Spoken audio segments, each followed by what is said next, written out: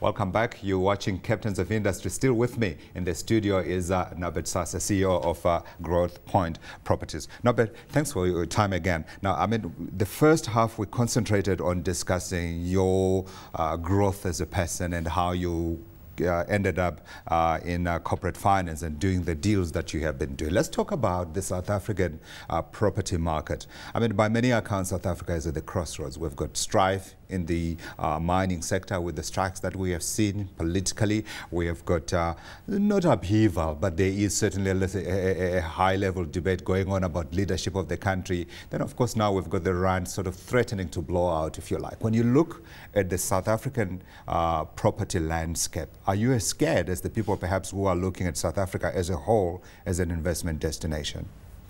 Yeah, I don't think I'm scared. I wouldn't use the word scared. I mean, certainly concerned. I think one has to be concerned. I think there certainly are, a number of challenges that the country has got from a leadership perspective, as you've mentioned, economically, so there's no doubt about the fact. I think that we need to be generally concerned. We need to create an environment that is conducive for investment. We need to create jobs. We need to, alleviate poverty and joblessness. And that doesn't come easy. And I think if we did not get that right, then I think certainly South Africa economy will struggle. And we'll struggle to attract the foreign investment which is necessary to grow the country. Now, I remember when the last recession came about 2008, of course, we had Lehman Brothers, and then everything else happened after that. And there was a lot of pressure across all industries. Property was one of them. I remember vacancy levels went up, and also there was price reduction in certain properties where actually there was some kind of disinflation taking place. When you look at the market now, how would you characterize it, and perhaps give us a sense of where you think it's going? Look, I think it's quite different again today to what it was in 08. Vacancies, yes, they rose sharply in 08. I think for us as Growthpoint, they peaked close to the 8%, maybe just short of 9% level. This is on an aggregated basis. We back down to 4%. So the portfolio is in very good shape. The portfolio is in healthy shape. The business is in good shape. Access to funding remains good and remains strong. I see, as interest rates potentially start moving up and the rand blows out and bond yields rise because, our credit rating from Moody's as a country is under risk, I see access to funding being one of our biggest challenges going forward, and the cost of that funding potentially rising. The banks are under pressure. They've got their own issues on regulation with Basel III, making it more expensive to borrow from the banks. Yeah. So, but I'd say, again, if you look at the fundamentals of our business, vacancies are low, costs are under control. Rentals, yes, there are some rental pressures, certainly in the office space at the moment. Sure. But are we expecting rentals to halve? Certainly not. Our rentals maybe going to come down a couple of percent, possibly.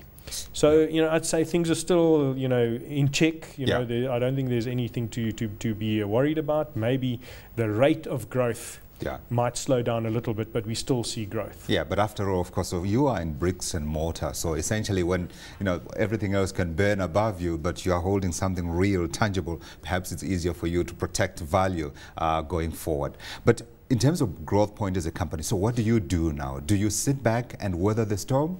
Or, as some people do, and we saw it in the media industry, I remember actually in 2008, while other media players were shedding employees, one global news agency was actually hiring the best of the talent that was being shed by the other guys. Yeah, I don't think you can just sit back, Godfrey. I think no business survives by sitting back, and no business prospers or grows, by sitting back. You have to move forward. You have to grow. You have to find opportunities, and as the world, I mean, Europe is still a very challenging place, and perhaps more opportunities unfold. We struck gold with our Australian business in 09 in the midst of the crisis. Sure. Can something else? Can another opportunity arise? And I think it's important to have a company that is on a strong footing, where the financial metrics are all in place, gearing levels are reasonably low, and having access to funding all along. gives you the opportunity to take advantage of opportunities which may arise because of a crisis of sorts. Are you talking more deals, Mr. Dealer? I think so. There has to be more deals, absolutely. Sure. Okay. So when you look at so potentially more deals organically? Yeah, internally, I'd say, a focus for us more recently is to build our development capacity internally. We've historically not really been a developer unless the building was built and let, we wouldn't invest. Right. Today, we're quite happy to explore development opportunities, create our own stock, if you want. Redevelop, we've got a number of properties that lend themselves to redevelopment. So there's an internal focus on that as well. And then, yes, in the domestic market, more deals potentially, and again internationally. We've got one investment offshore right now. Yeah. I'd like to think that in the next 5 to 10 years, potentially we could make another international investment. There's the Africa story. We certainly are very aware of the opportunities in Africa. Yeah, I was going to come to that. Right now, for us, Africa is not exciting. Is not. I'd say it is exciting, but it's probably just not for us, given who and what we are and our investment mandates, etc. Do you not change and perhaps look at what Africa offers and see opportunity in what Africa offers, as opposed to what traditionally perhaps Growthpoint would have done within a South African context? I think there's definitely opportunity, and there's definitely scope for us to have a better look. As I said, we've only just started our development, foray, if you want. Which is what Africa requires. Which is what the opportunity in Africa at the moment is development and development driven. And if you're a developer, I think you should be all over Africa. Right. We are still, learning the ropes on development here in South Africa. We don't want to go and cut our teeth and learn development in somebody else's backyard. We want to first learn in our own backyard. What are the issues in investing in Africa and trying to look at Africa from a property perspective? I mean, we're long-term property investors. So, absolutely critical for us is right and title to your property. The legal right of ownership of the land and your property on the land. And Africa hasn't got a great track record, to be honest with you, in that regard. The legal system doesn't protect landowners as good as it should. And infrastructure, general infrastructure. To build a shopping center, you need roads, you need electricity, you need services. And, those aren't in place yet.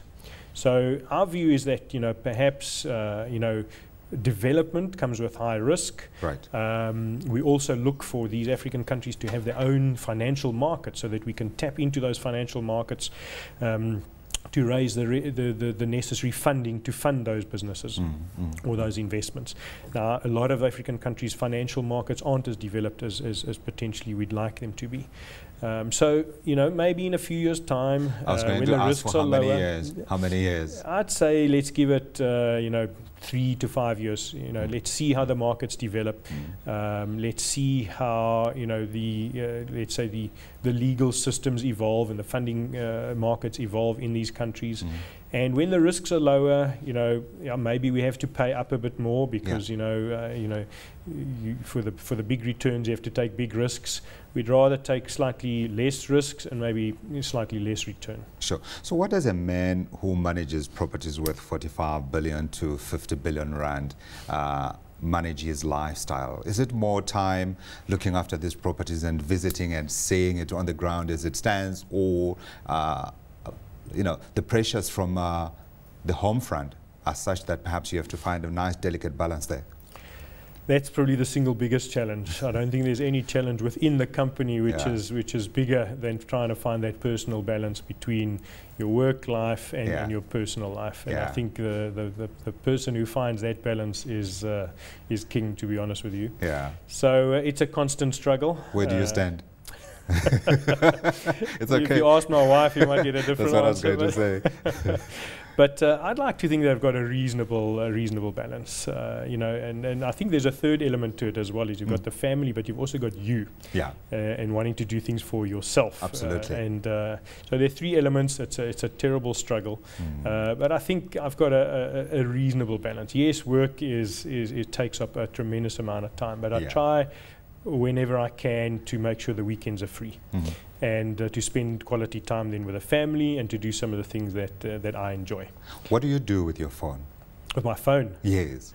It's with me permanently. What does it do? Does your phone, text, and receive email messages from work? What else does it do? What does it do? I've got a BlackBerry, and it does everything, and certainly emails, texts, phones. Yeah. And it's my companion wherever. What I'm not hearing is that it tweets, because this is the new buzzword, isn't it? There are some people who are beginning to suggest that these social media are a business opportunity that South African businesses particularly have not been taken advantage of.